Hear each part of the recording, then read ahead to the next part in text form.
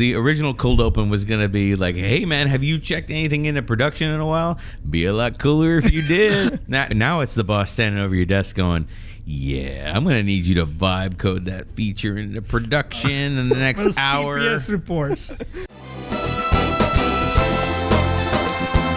The terrifying world of vibe coding. That's what we're talking about today. Lenar's back on the podcast. Hey, welcome, Lenar. Welcome back, Lenar. Thank you. Again, most people that listen to the podcast know that I like to wait until the headlines die down before I really explore something on the podcast. Because there's enough YouTube channels and stuff doing that, whereas like that's just not where I'm trying to compete. You are too cool for that. Also, yeah, we're like we're the AI hipsters. We were doing AI That's right. well before it was cool. Speaking of doing AI well before it was cool, this is your topic, Lenar. You brought it to me. You're like, hey, have you ever had a podcast on vibe coding? Can we define what that is first for those people that are like tuning in going, what's that? I will say vibe coding is something that true engineers hate, but business executives and early stage founders love. You barely find people who are neutral about it. Everyone has an opinion on that, and you guys too, and me too. So obviously there are pros and cons. When it comes to pros, it's definitely, it will let you build things faster and go to the market faster and acquire customers faster, right?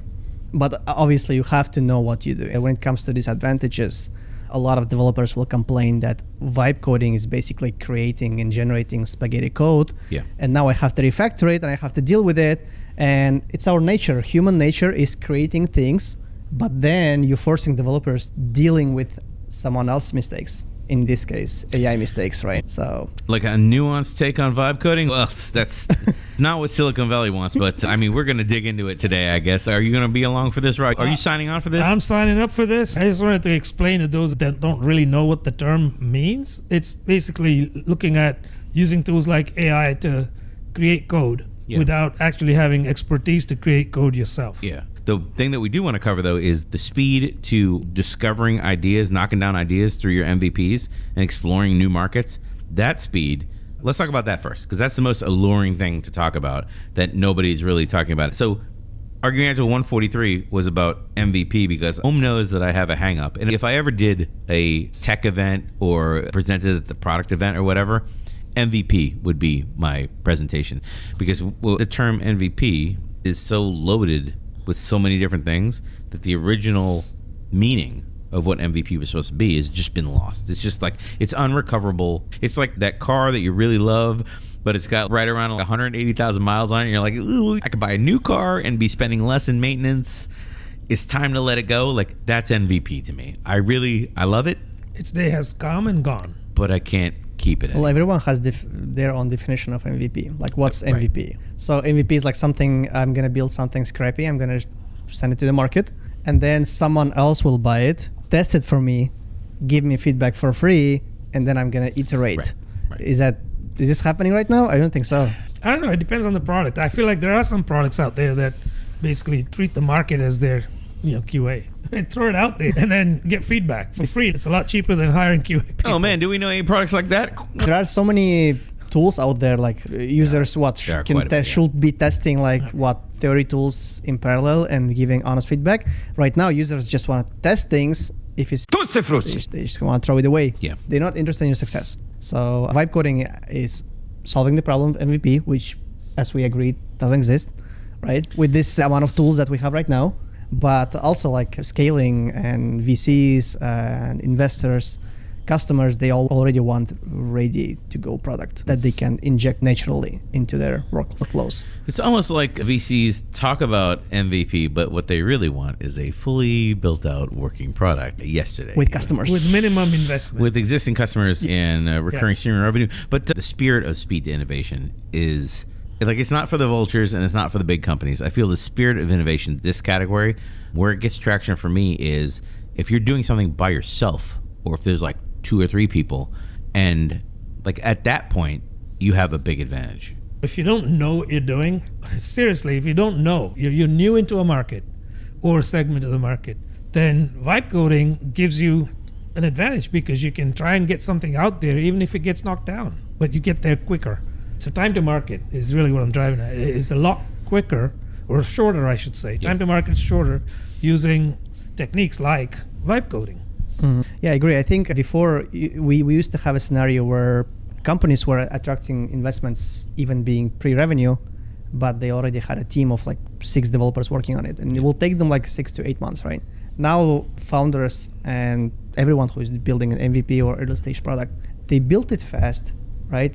And then they deal with scalability later. You know, I think that's the best thing about vibe coding, is that everyone is a founder now, but the negative side about it, everyone has a microsas or any other tool. So amount of tools that's available on the market is crazy right now. Yeah. Everyone is dumping prices to get customers. Value is not necessarily there, but investors are obviously interested in enterprise level product, which they can lock large customers in, like Jira, for example, and they cannot move away from it. So, but I'm just curious, like in 3 to 5 years, will there be any startup that will become unicorn and it had like 80% or more code was generated by AI? I think like enterprise level customers. I personally believe so. I think you're looking at probably somewhere around the 2 years, give or take a little, where you will see that. Now, as far as the viability of that remains to be seen, right? Mm-hmm. But you'll see that, is my belief, within the next 2 to 3 years, especially based on just the sheer rate of progress in this field. Yeah, it's mind-blowing. It really is. So that's what I think. I think you're going to see that. It may crash and burn quickly, but then along comes the next version and so on, right? Or the next player with another product. I don't think there's anything that can stop this. There's not really a lot of pushback on speed and innovation. The only pushback on speed and innovation would be if you vibe code your way through a working functional MVP, and now you keep like buckling on modules and additions, and you know what I mean, you've built this Frankenstein of a not so, I'm only lightly bringing up pushback because in reality I've worked on real software development teams with real professional developers who don't vibe anything. Who build monstrosities like this by hand. So now you can do it faster. Now you're doing it faster. Without knowing what you're doing. That's okay. So like, I'm going to save my real pushback for later in the podcast, things I want to talk about. But the next category that we lead into with this conversation is professional developers. What happens to the class of professional developers? Because my dystopian future for this of like vibe coding tools are everywhere, and everyone is like, it becomes ingrained in the culture that you've got to buy the latest vibe coding tools, and you've got to buy the latest $100 a month Claude subscription, or you've got to get on board with the latest and greatest tools all the time.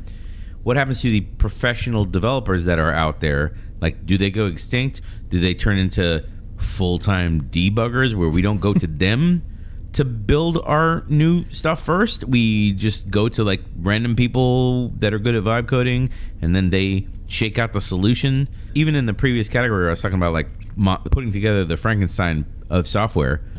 You need at some point somebody who actually understands how software is put together. If you're doing anything other than I'm developing this tiny little standalone thing, it's going to go out there and sit out there for one tiny business process and never be touched again. If it's that, then I'll see myself out. You've always needed people that understand how software works, right? The difference now in this latest model is you need them later. You don't need them up front, because you can get 3 or 4 versions of what you're doing out there really, really quickly.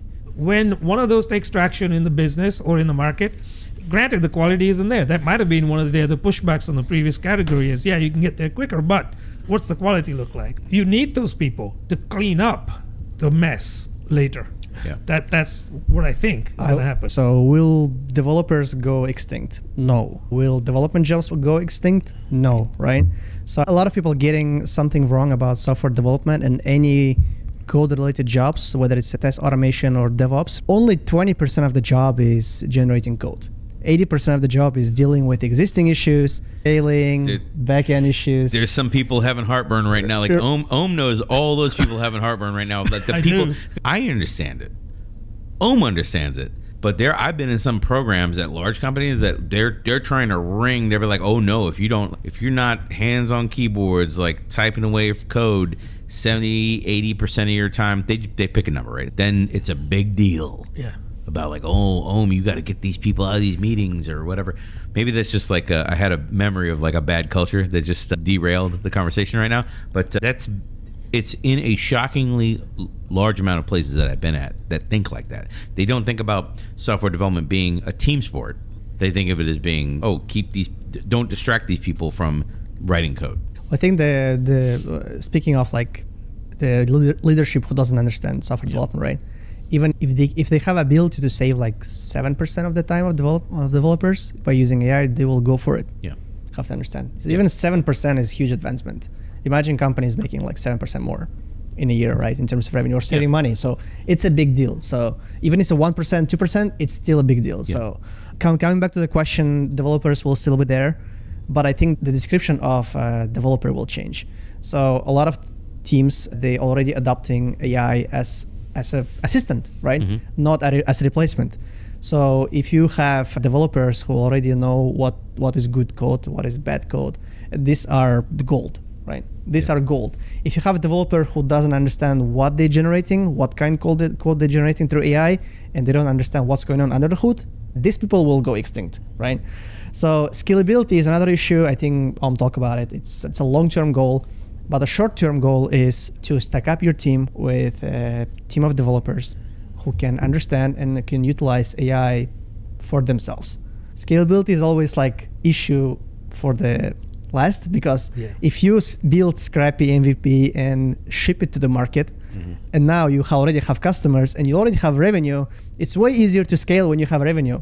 Yeah. And it's way harder to scale if you don't have revenue. We need money, you need to hire developers, and you cannot keep resisting AI because you don't like it. Yeah. Right. You have to use it for your own good, for your own business, and for more revenue, for more customers, etc., etc. Yeah. So these developers will be there and they will flourish. They will have higher salaries. They will get a lot of offers from companies with better job, better opportunities. And we keep forgetting that AI as a thing is like less than 3 years old right now. I'm talking about LLMs, right? Mm-hmm. We expect too much from everyone right now because of the AI. We're thinking that AI will automate everything, but in reality, come on, it's been 3 years only, and you're saying in 2 years we'll have unicorn? I think we're going to start to see that, but again, I also said that they may crash and burn, right? But that's when it will start. So if it starts there, you project out another 1.5 to 2 years after that, it could become a reality. And also one thing I will probably mention that the role of software development, the software developers and product managers will merge. Having good code and writing good requirements is going to be like skills that will be in one person. So we'll have product engineers, right? There are already skills that are in one person. They're just imagine how much value you can bring to the business, to the companies, if you can combine product managers and software developers who can actually own the problem, not do what product managers told them to do, and deliver it all the way. So let's tackle that one in two parts. We already have those people today in software development, and they're called the hero developers. And some shops, they save the day, and they're that person that treats people really badly and gets away with a lot of dirt and can't seem to get fired. You know, in some shops, they're the person that stays up till all hours of trying to get things done across the finish line, making their team look bad, but they look good. You know, the better shops, the team coalesces and deals with it together when you don't have individuals kind of sticking out. What does that dynamic look like with vibe coding? Well, I think those hero developers would be leading the charge with vibe coding because they can be a hero a lot quicker. They can demonstrate to their fellows developers or even leadership that they can quickly come up with code that works. So I think they're the ones that are going to be leading in this space. They'll figure out how to vibe code. They'll figure out how to lead with that and say, I did this, right? So they do. It's all about me with the heroes, to the point where they can make themselves indispensable for the organization.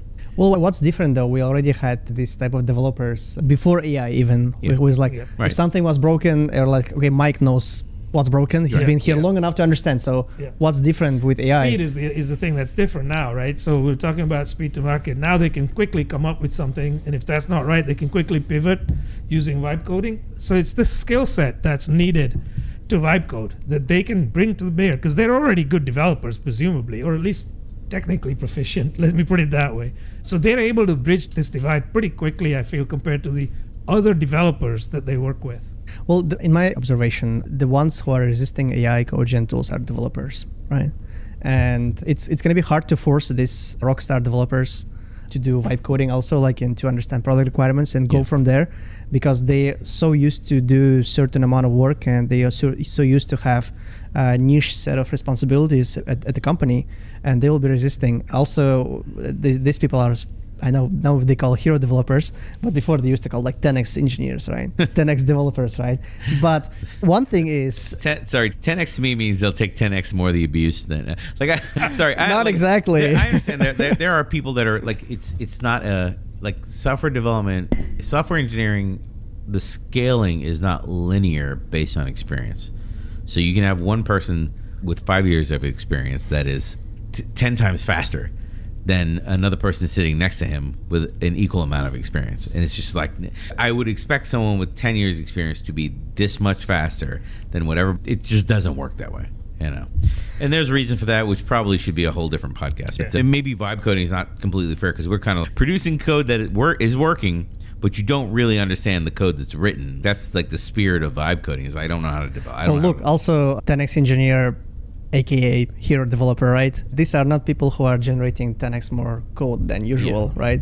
With AI. These are people who are bringing 10x more value than developers. It's not about the quality of the code. Code could be perfect, right? It will be amazing, but do they deliver value or not to the company, to the organization? Right. So it's obviously, what is hero developer, aka 10x engineer, in a nutshell, right?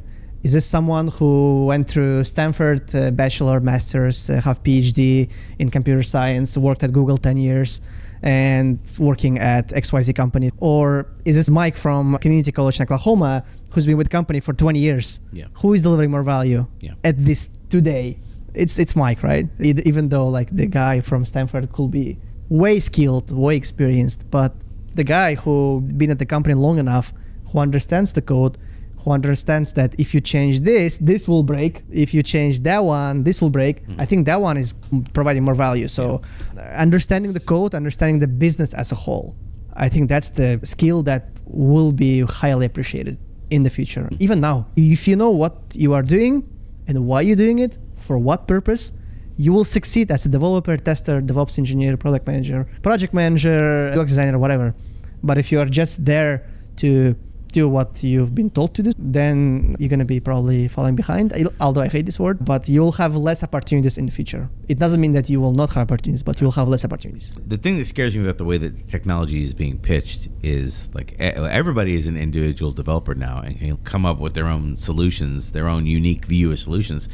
Whereas a lot of stuff that we talk about on the podcast is making software development a team sport, rather than you just tell me what you need, I'll go off in the corner and code for whatever a couple weeks, and then don't disturb me and put my headphones on. Yeah. That stereotype of that type of developer, it's arguably, I don't know if it was ever in vogue past 2005 or whatever. You know what I mean? I'm going to remind you one thing. So 1 year ago when we were having this podcast, I was telling you guys, generalist people will be in demand. And you were like, oh, I thought experts are in demand.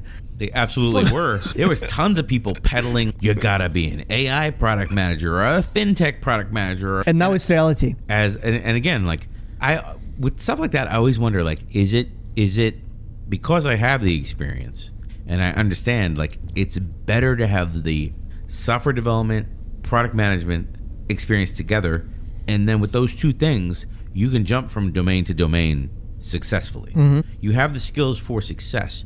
No matter what, it's like when your kids go through school, you want them to have enough general experience where whatever situation they face in the future, they have the skills for success. But occasionally the market just moves through these waves up and down where they're like, no, I want someone who has 20 years of LLM experience. It's like some ridiculous 15 years with ChatGPT experience. Imagine 20 years pass by and everyone is generalist now, right?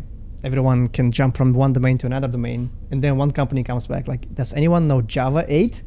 First of all, there absolutely will people. Wait, let me think about what have we done? Let me think about it. No, there absolutely, like 15 years from now, there absolutely will be people out there going, does anyone know PHP 5X? Like, I have a. Well, listen, today we have people saying, does anybody know anyone who can still program in COBOL? Yes, exactly. There's a lot of COBOL stuff out there. Yeah. So I agree, there will be that.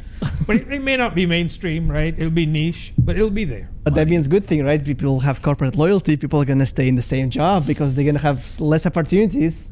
I don't know if there's like you hit like You hit a lot of topics you right hit a lot of topics right there. I don't know if there is such thing as corporate loyalty, but I look forward to having another podcast on that topic in the future.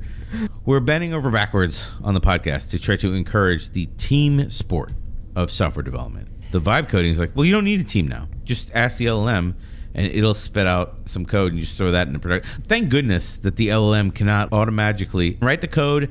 It does the PR, has you approve it, and rolls straight into production, like in one solid go. Some people are going to be like, Brian, the tools can do that. They really can't. Not end-to-end like I'm talking about.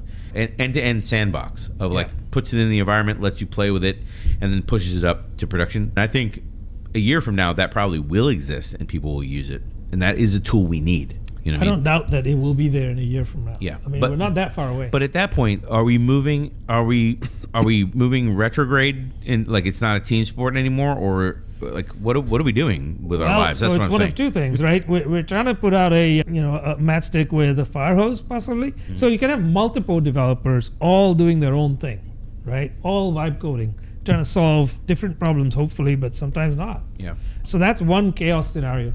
The other side of the coin is kind of like what we did with mob programming, before that pair programming. What does to stop a team of developers joining hands and saying, let's brainstorm this LLM together? So the nature of what you're asking of it is improved by many minds that are brought to bear on this. I'm actually like, I'm okay with this world. I actually kind of like this world where Are you optimistic about the world? About the future? I am. The way Ohm describes it, I am. The way you describe it, Lenar, I'm not. I don't understand. Remember when your company have a DBA? Maybe you would have like one DBA for like 40 developers. When professional developers are looked at in that same way of, hey, I'm going to be vibe coding some stuff today. I really don't understand about software engineering. And maybe in like the modern corporation 20 years from now, everybody in the modern corporation is a developer. From the sense of like everyone is developing software applications that get rolled out. Everyone is delivering shareholder value. Everybody. Everyone's doing that today, arguably. I'm coming for you, top management. That's what we're saying in this podcast. So in a world where everyone's a software developer, but not every function of the business includes software development, I would say, well, true, right? But should we expect vibe marketing, vibe financing, no, vibe sales? What you can expect is like all the systems used by those kind of folks. Let's take like Salesforce, for example, an objectively terrible system. It has a whole API with all the functionality available ready for you. Theoretically, all the power of Salesforce is there for you to actually use in a easy to use way in your business processes, not the way that the Salesforce people like intended and put you in a box. Yeah. Like all their APIs are open, and now you can like vibe code your way to like, oh, I built a new integration with Salesforce that works for our business processes. Like that's something that like you would have to like hand off to a development team, and they would go off for 6 months, and they would do whatever. Like you can do it now in like a day or two. Look at it like finance and recruiting in a business. Finance and recruiting, small businesses might have like a part-time person for finance and recruiting, right? Maybe you go to a certain size, you need a full-time finance person, you know, or like a full-time corporate recruiter if you don't use staffing firms or whatever. I think of the future with vibe coding where everyone is doing it that I'm optimistic about is where we start looking at our software developers like we look at our finance professionals, of like when the company grows to a certain size or when the architecture grows to a certain amount, we need to hire a professional developer who's an expert in systems and architecture to help us design better systems, and then they just become the expert. So when I know that you're the new person that we hired to do marketing campaigns or whatever, and you're sending out marketing surveys because you're buying ads on Facebook or something, okay, well, that's great, but I'm the CEO and I'm like, okay, Ohm, you're running our new marketing campaign for this thing. We're selling widgets on the internet. I want to know what countries are talking about our widgets, and I want to buy campaign ads and they're expensive or whatever, right? So go give me some data. Well, I don't know how to do that. Okay, cool. But you got these tools, you got these, whatever the future AI tools, right? Schedule some time with our software engineer. And rather than like software engineer being a divided function that's over here, this expert software engineer will come sit with you and help you as you do your vibe code, kind of help you get on track, understanding how to push your PRs through or whatever you need to do, right? Right. And it just becomes another like business function. Just like if you had to like manage a budget, you'd get the finance person, they'd come over, they'd be like, what are you doing, kid? Like, what? The pluses go here, the minuses go here, and the number comes out the bottom. I think that's a cool world. I think that's cool. It is a cool world. I also think that it depends on the organization. So you're going to see this, I think, in certain organizations that are open to this kind of hybridized approach, right? But others where they're more dyed in the wool with like siloism and this is what this function is and you don't bleed into another function, those ones will suffer. That's what I think. Sure. Right? And good people will leave those organizations and move to the others. I think what we're talking about, and you guys mentioning that as vibe coding as a future, actually it's not future. Future is no coders at all. That's the future. Vibe coding is a reality right now. It's happening. It might be existing for a couple more years, maybe longer. We don't know. We cannot predict future. But I think the one thing that's going to be incredibly common is that AI agent that actually develops code, understands, release, rollback if something fails, fixes it, and then release. So I think that's the future. Vibe coding is only a stage. We are at the stage of software development. Yeah. And as AI is going to progress, every company will have some departments, people replaced, and they'll have AI implemented for certain workflows, but we don't know how soon it's going to be. Right? Vibe coding is excellent solution for now. Everyone should jump on that bandwagon, right? It's the best way to learn coding, the best way to understand business. Before, to start the business, you'll have to hire marketing guys, you'll have to hire designers, sales, everything. You can automate it with AI right now, partially. I'm running my business. We have 3 people in operations. We have 35 people working in the team, but internally we have only 3 people. Yeah. And we're surviving somehow, right? Yeah. And a lot of things are being replaced by AI. We create content, we create designs, we create code, we create sketches, we create product documentation with AI. So it's saving a lot of time, and it's a good thing, right? For businesses. For people, not sure, but they can turn it into a good thing for themselves if they're gonna adopt it and not gonna resist it. Right. If you're gonna keep resisting it, that's your problem. You have to adopt it and accept it as a reality. You cannot fight the waves, You can win against the waves probably one day, but you'll be dead. Well, Well, you can win like any like if you're saying it's another tool in your arsenal of many tools with which to run a successful business. I'm there. I'm right behind you. I'll back you up 100%. Like the Silicon Valley people are like they're going to be very angry with you. This is not the way we sell our chat requirements, documents, whatever, like products or whatever that automate things that probably never should have been done in the first place. But I want to pivot us to the product management side of it, is what I'm saying. In a future state where everyone has the tools of a software engineer, everyone can create like business class software, like just out of thin air in a day or two and commit it to production. What happens to the discipline of product management in the future? Because theoretically, like what we started with the podcast, is speed to market. If literally anybody in the company can test an MVP, and I mean a real MVP, which is, can customers figure out how to use this? Can we sell this? And is this something our company can maintain? Like those questions, right? Not like, I'm going to build a million different things. Just this tiny little thing, and then ask those questions and get real market signal. Build a case, bring it to the business. I built a thing. I think this should be a new product line or a new service or a new offering or whatever. When everyone in the business can do that, first of all, like you have a whole different business on your head. Like you have a whole different level of success if all your employees are trying to contribute to the bottom line. Like that's what I would think. That's what you want as someone running a business, because that's as someone just running a product, which is a segment of the business. That's what I want. I want everybody trying to like achieve success. That's not where my ego gets challenged, of like who came up with a cool new idea that hit against the market. I think success is cool, and I'll double triple down on it with whoever's making the innovation. Like the problem with this one, the product management governance, where am I? Governance is a 4-letter word for me, by the way. This one scares me. Why does it scare you though? It scares me because with AI, vibe coding, speed to market, I don't think this is the problem that, like the problem that is being pitched by the AI services providers right now, which is like more efficiency from your workers, like efficiency from the workers is not the problem. That's never been the problem. I mean, it hasn't been a problem in years.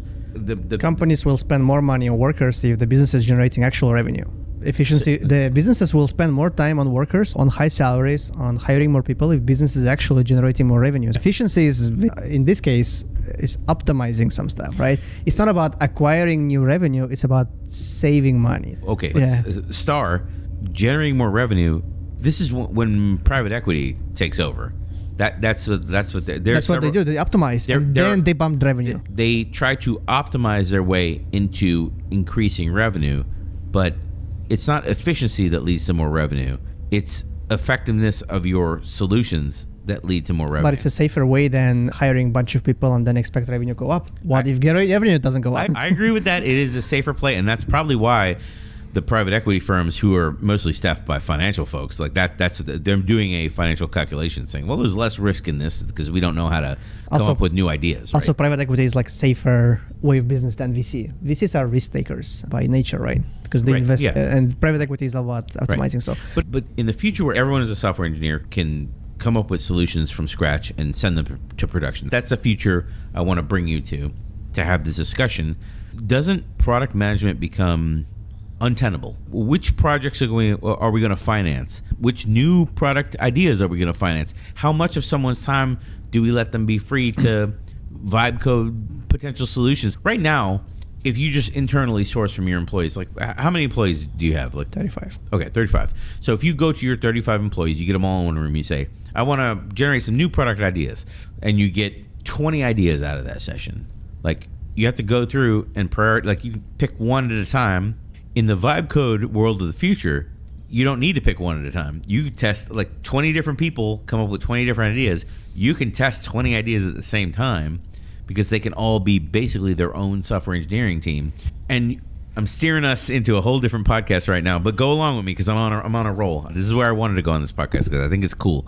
Real product management, like not project management. Real product management is, I'm going to give the thumbs up, the financial thumbs up, for 20 parallel tests to happen against the market. Most people don't even get one test against the market. 20 parallel tests. Yeah. I'm going to disrupt you. Okay. You're talking about product managers at large corporations where they getting paid for doing niche things, right? They're getting paid for testing ideas on the market, while I have projects and I have product manager. They are adjusting Jira and moving tickets. So I have to clarify, what is product manager in your scenario when you bring up your arguments? Product manager in a quote real product manager, meaning what my role is I am a founder with entire wing of the company, and we test new businesses. You drive business decisions, basically. Yes. Yeah. Okay. I don't do. There is an element of project management inside of product management, but not more than there's an element of project management inside of any executive function. Like, you have deadlines, you have to start things, finish things. Project management is just part of the world, but to me it's a minor part of the world. But how are you going to test 20 ideas if you are a small company and you have to go to market fast? Now you're getting there. Now you're in line with what I wanted to bring up, which is, in the past you'd get 20 people together, you'd brainstorm an idea. Like Ohm can tell you, there's some frameworks where you kind of funnel your ideas down prioritization and stuff like that. This is pre-testing of ideas, right? But so you're channeling resources in a given direction, right? And in the new world, every direction is a given direction, and multiple people are channeling ideas everywhere. Right. So first and foremost, testing ideas against the market isn't free. It costs money to do this. Yeah, it does. So now you have 20 people at a time. It's costing the company money. Mm-hmm. So what strategic direction is the company going in now at that point? Oh boy. When you have 20 different people pulling in different directions, right? And also, most companies, the strategies aren't even written down on paper. So you already, the question you just asked already is going to put you on the losing friends fast list. but I also, this is another one of those categories. I started out being a little sassy, and now that we've talked about it, I actually like the future of this world. I like the future of the world where, hey, it takes us this much money right now to test one idea on the market. Time. Right, Time is critical. Right. Yes. Exactly. And now that everybody, do they need a little help from the product manager to kind of help understand what metrics should you be looking for? What do customer outreach? How to kind of market and advocate for your ideas? yeah, they need a little bit of coaching on product management. But if you have professional product managers in the house, not a given. not project managers who are but really, that's not a given. Why this future excites me now is the actual professionals in that space become respected experts and coaches for their discipline out to a wider audience who is now more capable because they got better tools. That's cool. First of all, I am not playing the role in this podcast that I thought I would be playing when we started. Here's a cool future where, like, dude, instead of all of these tests that people have to vibe code solutions out quickly for, all bottlenecking through the product manager, where we can, the product manager can only like deal with one of these every 2-3 weeks. Now we're doing 20 tests in parallel. Okay, well, we need a scaled product management solution. But in the future, you're saying that we have to ship 20 features in parallel to see what's working, what's not? How will you test it if you have one product manager? We don't bottleneck that one product manager to be like, Mr. Product Manager, Mrs. Product Manager, you've got to test this solution. We open it up. We democratize the testing of business ideas now and help coach, just like we're doing with the developers.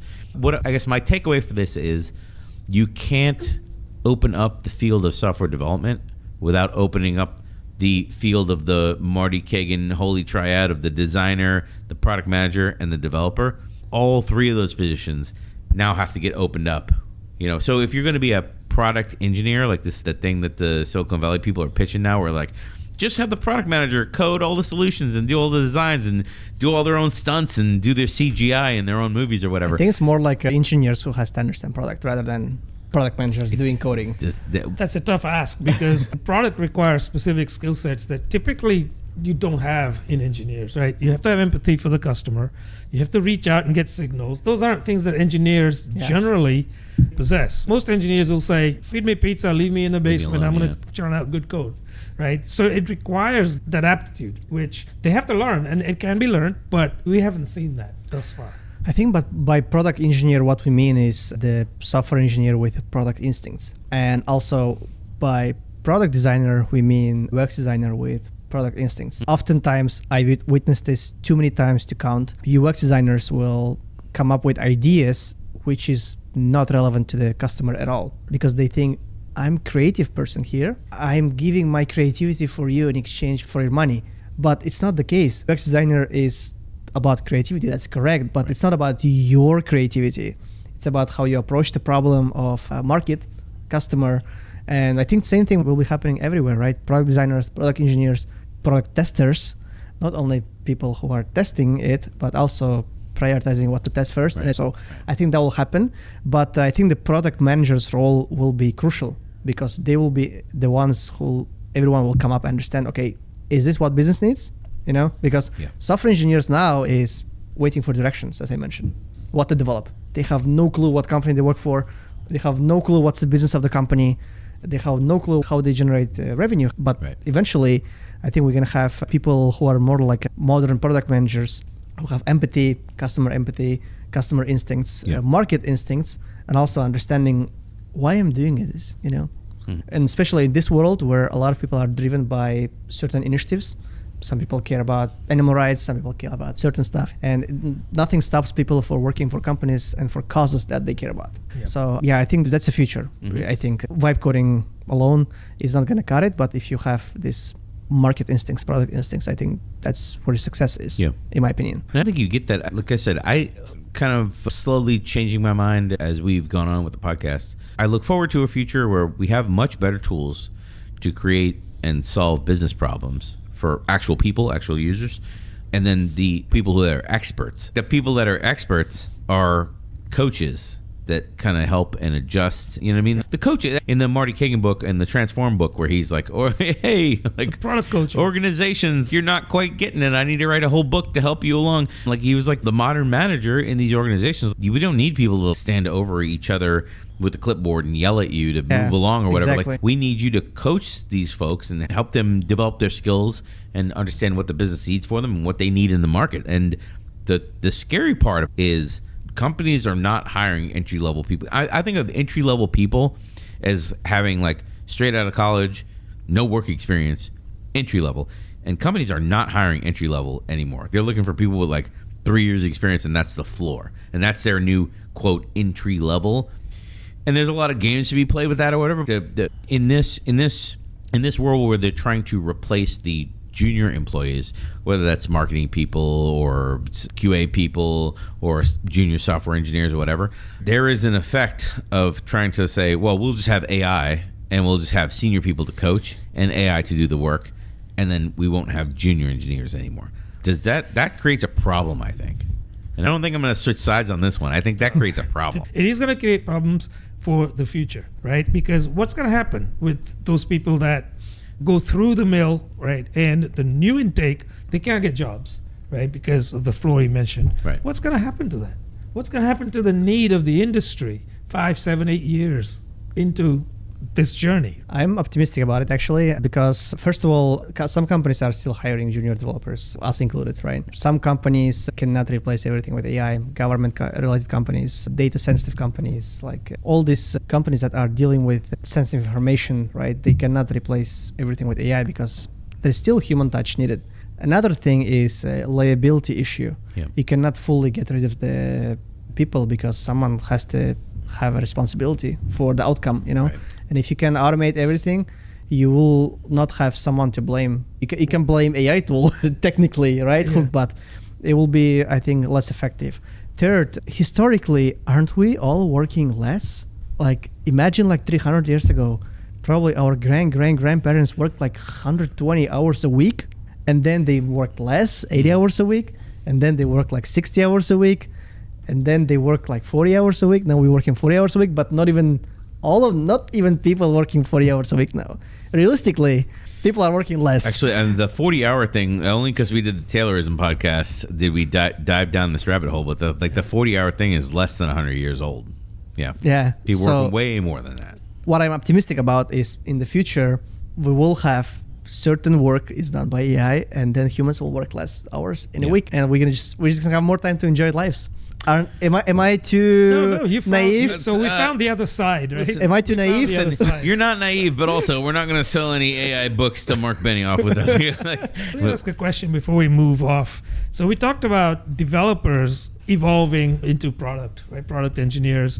We talked about the other side too. Maybe product can do some coding through vibe coding, etc.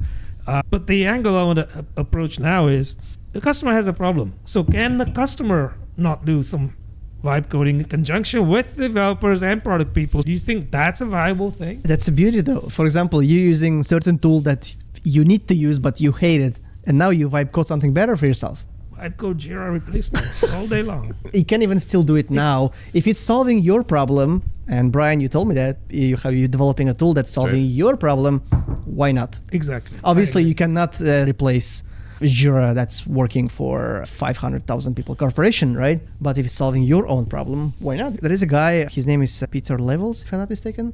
He's a guy behind the Digital Nomad, remote, all this movement. He's shipping like new product every month. He has like 20, 30 startups running in parallel. Something is working, something is not. Solo, yeah. He's putting minimal effort, just working product. He has one file, index.php, that's whole code is running, right? And he has customers, he's scaling, and he's generating good money. He's a solo founder. It's like, why not? Who is stopping you? I mean, do it right now. I mean, if you have certain understanding of the business, of the code, keep pushing it and you'll get there. VC money, you don't even need that because you can build something small. I know a guy, he's a good friend of mine. He's built kind of like a service for mobile games. His team is like 4 people. Himself, 2 developers, 1 operations. Yeah. His revenue is like millions. So it's a final word is that it's a lot easier to launch your own micro SaaS and get rich out of it with AI than rely on, if our employer is going to fire me or not, you know? So it's a lot of opportunities right now for people who want to, even for juniors. If you are studying at the college, you're doing coding every day when you're at college, right? Because you have to learn.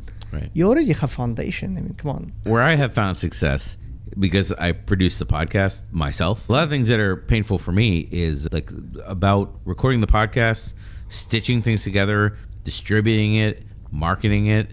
There are no tools that do that. Let's not even call it seamlessly. There's no tools that do that roughly that work with each other. You have to duct tape certain stuff. Yeah. Same for us right now because we do sales marketing. Right.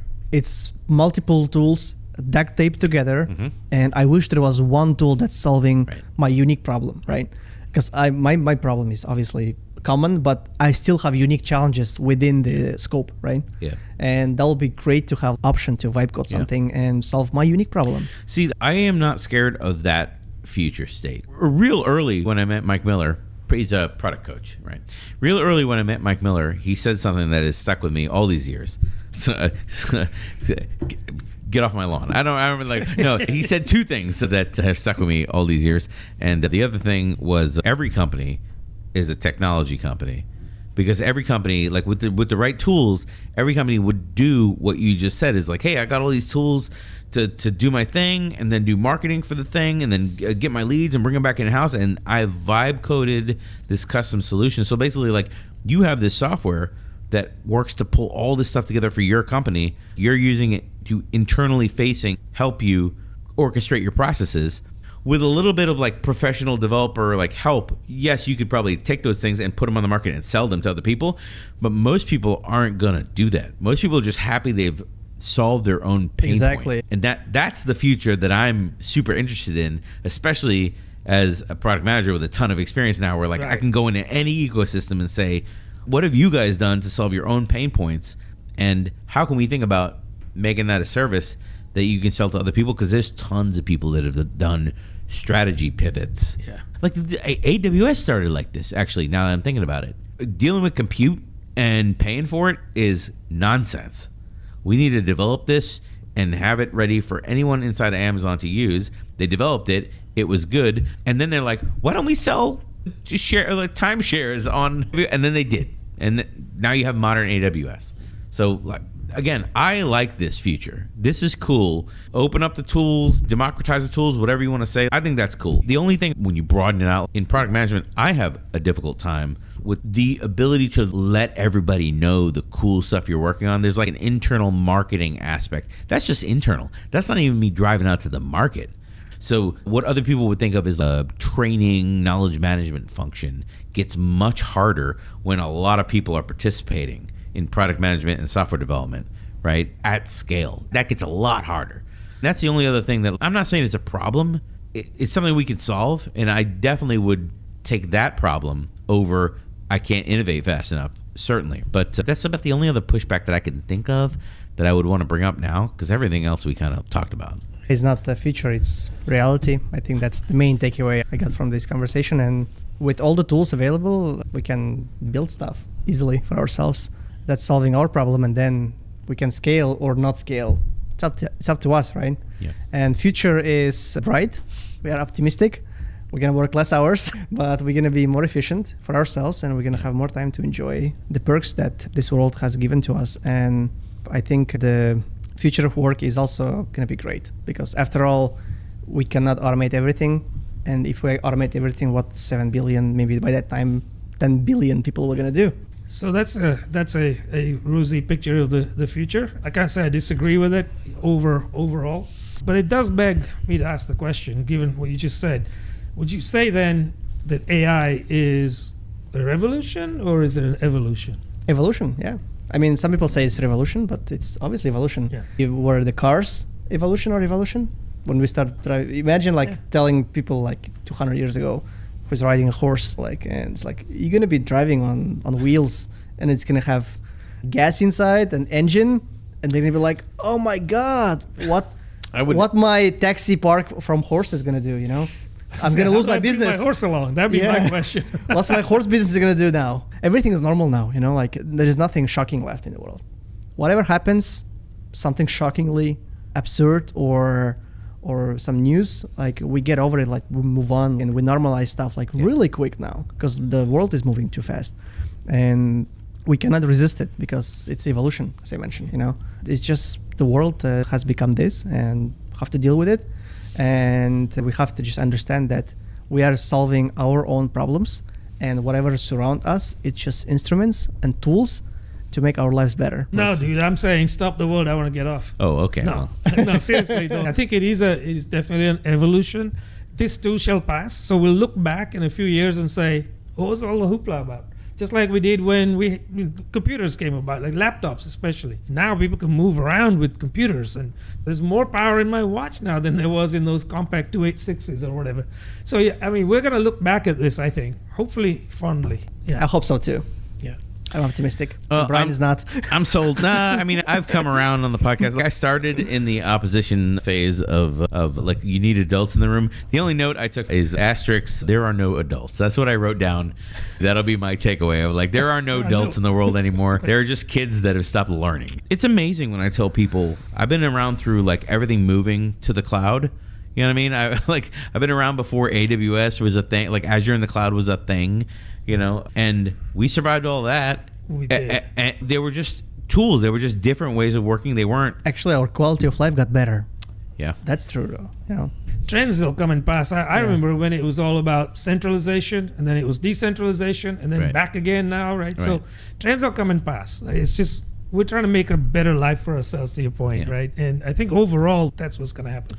Yeah. The only thing in this podcast that we talked about that really like scares me is because we have this new tool that seems revolutionary to people, like the slowdown in hiring juniors. And I don't know if I can bring it up as a point to put any blame on AI, because I think businesses would find another reason to do that anyway. So I don't know. Maybe we'll have another podcast about like junior folks, people getting their first starting job. out. Yeah, starting out. Yeah. Maybe we'll have it's harder, but it was even harder before. So you just like come to the interview and you show your resume. It's like, okay, you have a good degree, welcome aboard, and then people learn stuff and people got jobs. Let's be honest, IT and software development and tech field in general, it's not for everyone. I've seen people got into IT, spend their 5 years hating themselves every day, and then eventually ended up exiting from the field. So it's not for everyone. So junior engineers, even though if they're going to be struggling to get a job, it's meant to be. Yeah. Maybe it's for good. Maybe you are good at some things. How many times in your career that happened when you had like dream job that you applied? It's like, oh my God, this is my dream job. Everything's going to be perfect if I get this job. But you didn't get this job. But later on you get better job. Yeah. And you're like, oh, thanks God I did the job, because otherwise I won't be here. So same thing with junior engineers. Whoever's meant to be software engineer, they will survive, they will find jobs, they will flourish, and they will be successful. If you are software engineer, if you are a student who went to software engineering for money alone, but not for, let's say, passion, then it's gonna be hard for you. You know. I agree. I definitely agree with that one.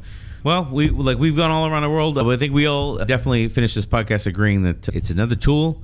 Like, use it to be more effective in the world. Use it to make a difference. Use it to stand out. And if you don't want to use it, well, good luck. And let us know what you think about this podcast down in the comments below, and as well as other ideas that you may have that you'd like us to tackle. Thanks for having me, guys. Yeah. Thank you for coming.